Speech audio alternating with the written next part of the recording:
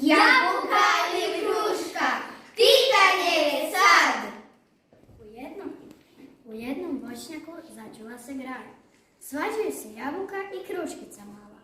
Od tolike vike sve krošnje se tresu i stabla im se njišu ko da su na plesu.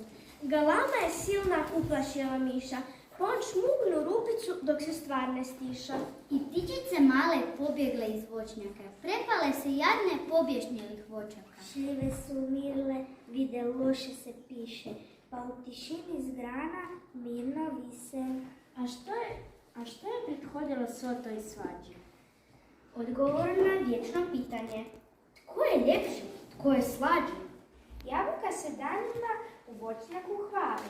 Kraljica sam svega voća, to zna i bebač mali.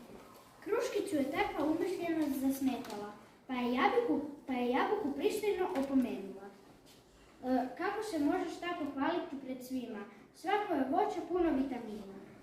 Svi smo jednako važni i zbog nas su djevojčice i dječaci zdravi i snažni. Da, ali ja sam ukusna i u džemu i u kolačima, a i dobro služim zdravim zubima. Ma ista je stvar s nama. Svježa ili kuhana, svi smo zdrava hrana. A i nije lijepo sebe hvaliti, a druge ponižavati. Oprostite kruškice i šljive, ne znam što mi je bilo. Mora da mi se od zadnjeg nevremena u glavi pomutilo. Oprosti kumo kruškice, za ispriku ti šaljem pusice i pusice. Ma isprika ti kumo prihvaćena, a sada neka nas u miru biju sunčeve zrake, jer smo zahvaljujući suncu djeci sočne i slatke.